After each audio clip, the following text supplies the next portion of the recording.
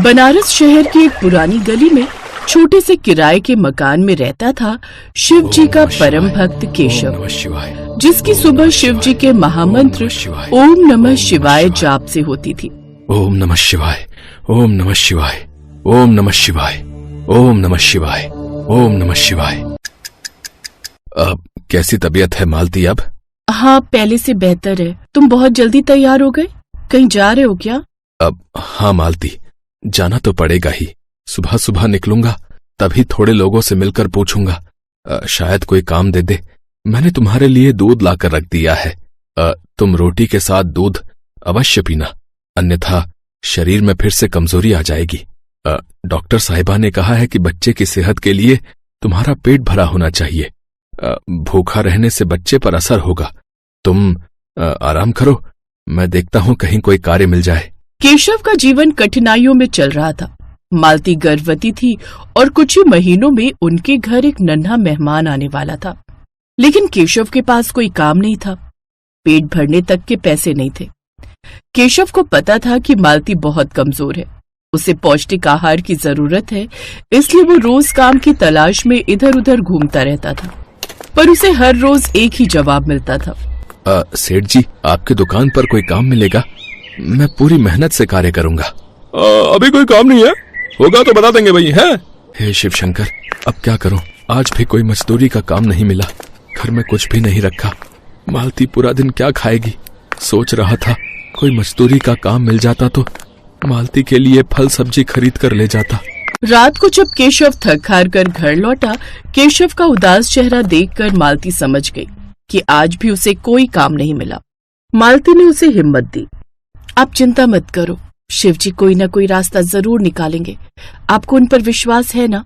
हाँ मालती, मुझे भोलेनाथ पर पूरा विश्वास है, पर पता नहीं वो मेरी प्रार्थना सुन क्यों नहीं रहे। मैं सच्चे मन से उनकी पूजा करता हूँ, उनके व्रत करता हूँ। मालती, व्रत से याद आया, परसों तो शिवरात्रि है ना? पंडित जी बोल रहे थे कि परसों शिवरात्रि व्रत है। मैं शिवरात्रि का व्रत अवश्य करूंगा। केशव की आंखों में आंसू थे जिनमें दर्द था। उसने मन ही मन भोलेनाथ से प्रार्थना की, हे महादेव, मैं आपका भक्त हूँ, लेकिन अपनी पत्नी और अपने आने वाले बच्चे के लिए कुछ नहीं कर पा रहा। अगर मेरी भक्ति सच्ची है तो मेरी सहायता कीजिए महादेव, मुझ पर कृपा कीजिए। कल मुझे कोई कार्य मिल जाए ताकि मैं थोड़े पैसे कमा लूं, पैसों की व्यवस्था हो जाए।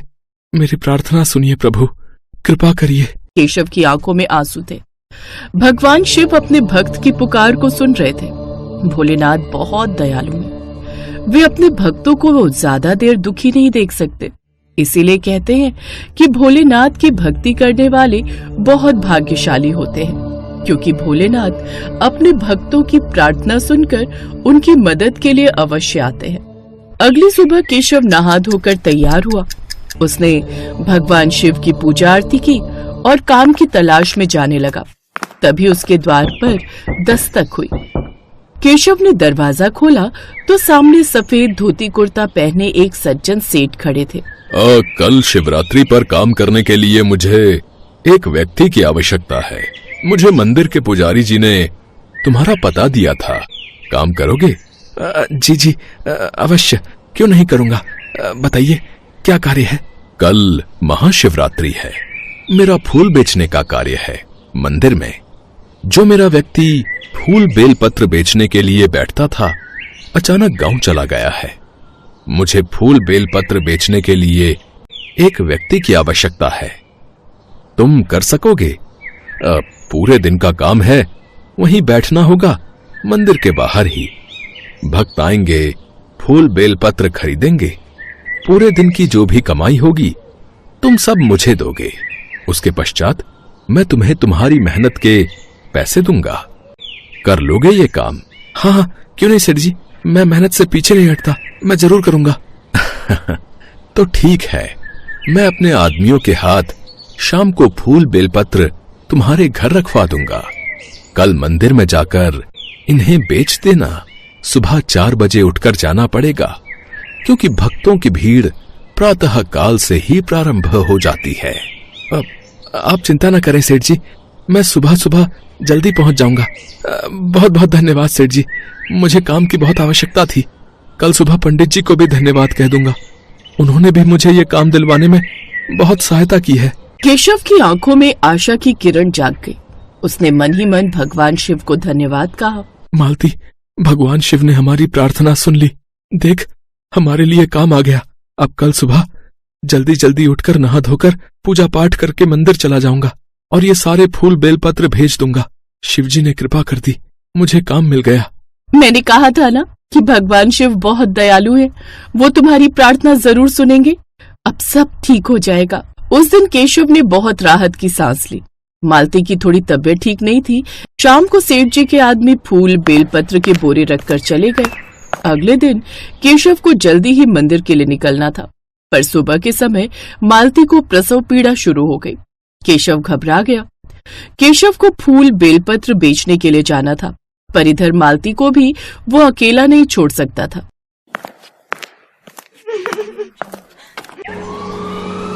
इधर सेठ जी उसके घर पहुंचते हैं।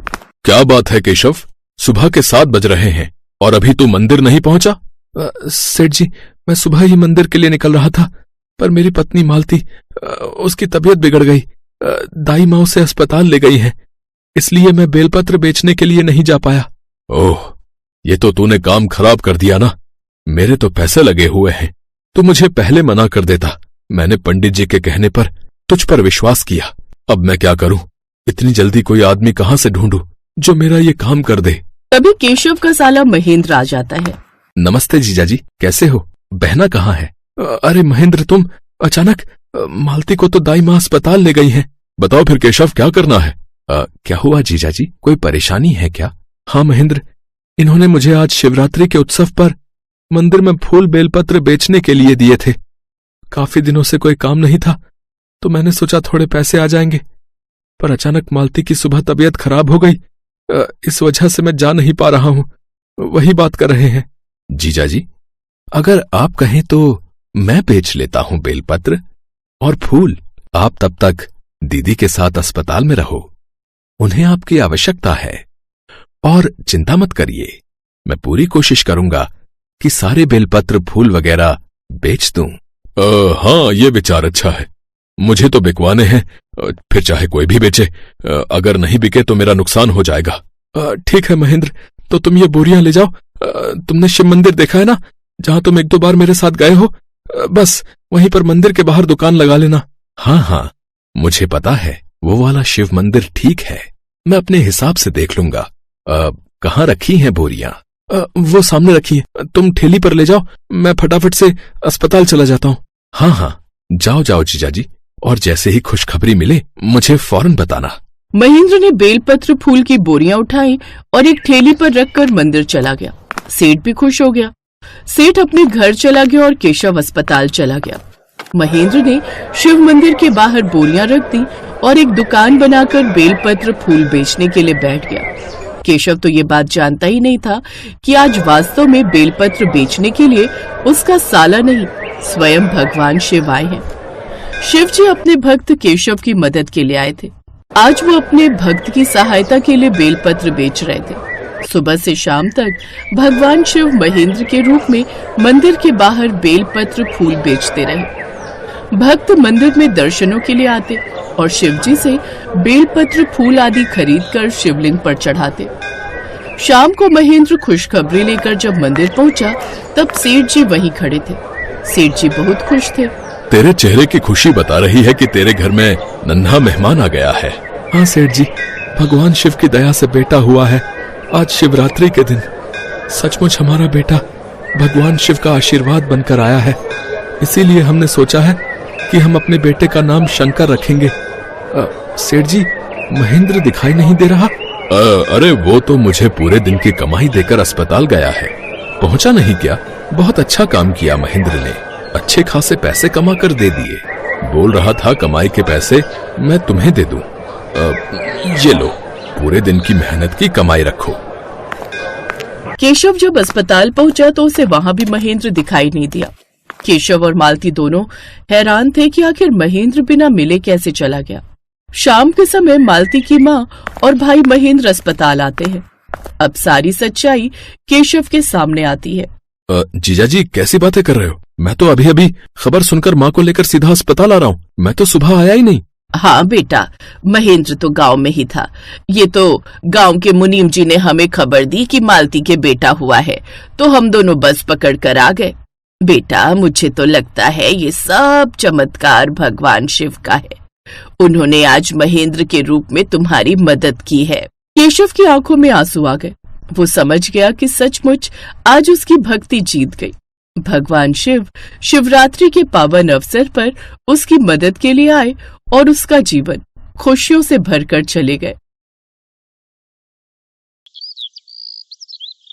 एक बार माँ पार्वती कैलाश पर भ्रमण कर रही थी। तभी उनकी नजर पृथ्वी लोक पर पड़ी।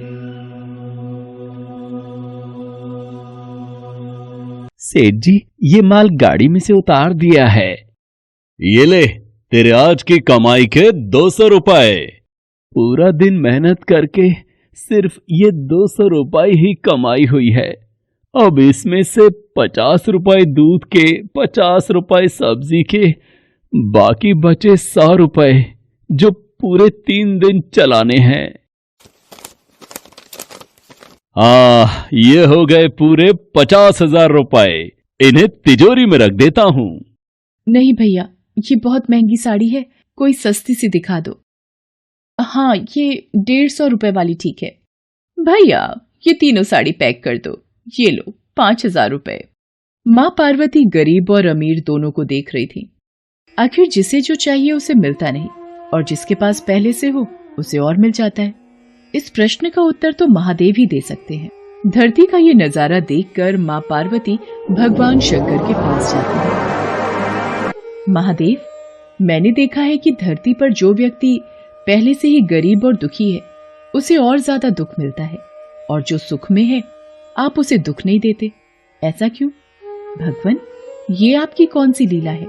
देवी पार्वती, इस बात का उत्तर जानने के लिए आपको हमारे साथ धरती पर चलकर वहां के प्राणियों का हाल चाल जानना होगा।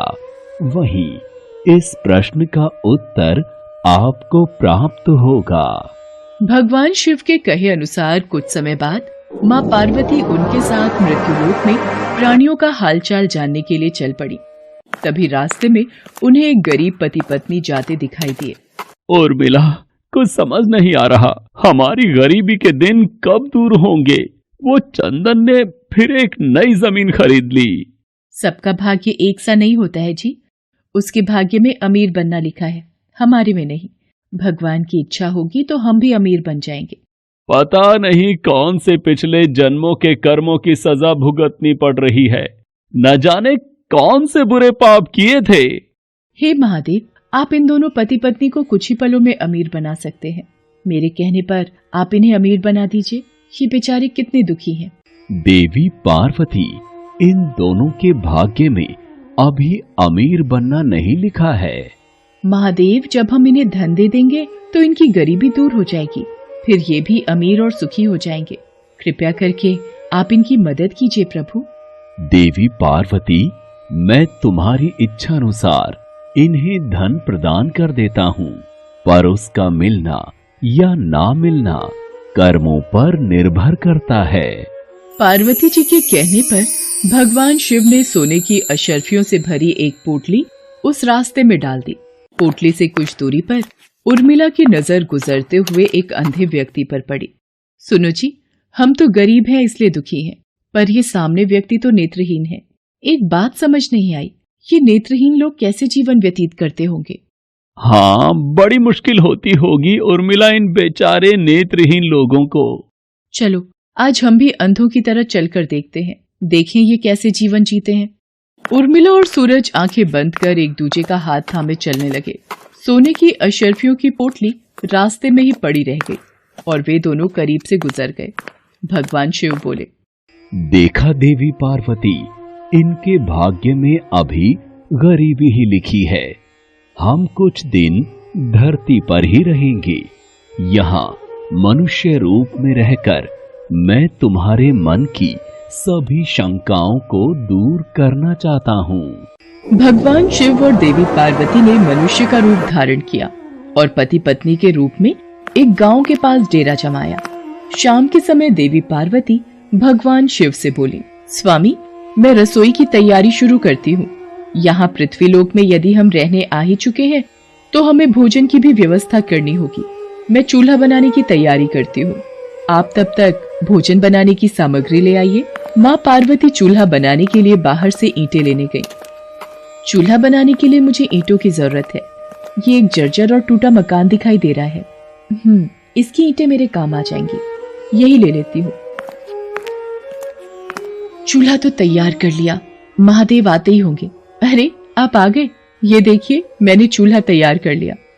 पर आप खाली हाथ क्यों लौट आए स्वामी? भोजन कैसे बनेगा?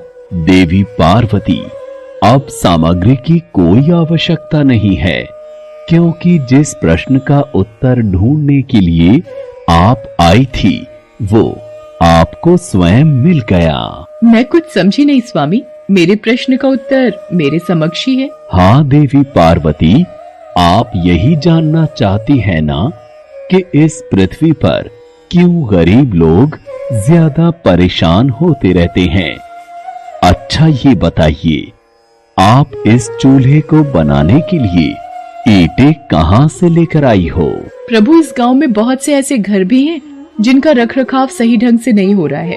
उन पुराने घरों की जर्जर हो चुकी दीवारों में से मैं ईंटें निकाल कर ले आई। इसका मतलब जो घर पहले से खराब थे, आपने उन्हें और खराब कर दिया, जबकि आप मजबूत घरों की दीवारों से भी तो ईंटें ला सकती थी। प्रभु, जो घर अच्छे और सुंदर दिख रहे थे, उस घर के लोगों ने अपने घरों का रखरखाव बहुत अच्छी तरह किया है। ऐसे में उन सुंदर घरों को बिगाड़ना मुझे उचित नहीं लगा। देवी पार्वती, कुछ दिन पहले पूछे आपके प्रश्न का उत्तर भी यही है।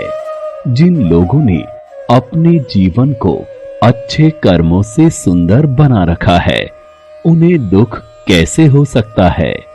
इस संसार में हर मनुष्य अपने कर्मों का ही फल पाता है। सबके पास सब कुछ नहीं होता।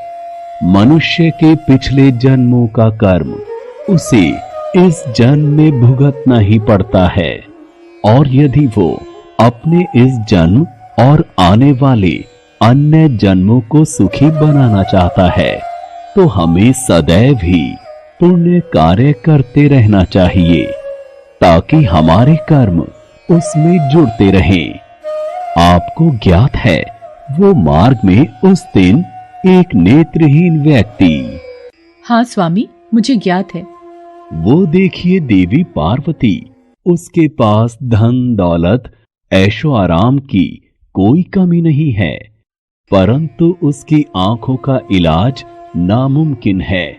ये उसके पिछले जन्म के कर्मों से जुड़ा है। उसने पिछले जन्म में जानबूझकर किसी निर्दोष की आंखों की रोशनी छीन ली थी, इसलिए ये इस जन्म में नेत्रहीन हो गया। पर इसके कुछ पुण्य कार्यों की वजह से ये अमीर बना। और वो गरीब पति पत्नी स्वामी? देवी, वो दोनों पिछले जन्म में एक कंजूस अमीर सेठ सेठानी थे, जो कभी भी कोई दान पुण्य नहीं करते थे। इसलिए इस जन्म में उन्हें गरीबी और दुख मिला। पर इन दोनों के अच्छे कर्म इनका आगे का जीवन सुखी बना सकते हैं। इस पृथ्वी पर कोई भी मनुष्य पूरी तरह से सुखी नहीं है देवी। हर मनुष्य के पास कोई ना कोई दुख और समस्या है। मुझे उत्तर मिल गया है स्वामी। इस पृथ्वी पर सुखपूर्वक जीवन यापन करने के लिए मनुष्य को अपने द्वारा अच्छे कर्म करने चाहिए, ताकि उसे उसके पिछले बुरे कर्मों का फल ना भुगतना पड़े, और फिर अपने प्रश्नों का उत्तर पाकर देवी पार्वती भगवान शंकर के साथ अपने रूप में आकर कैलाश वापस लौट गईं।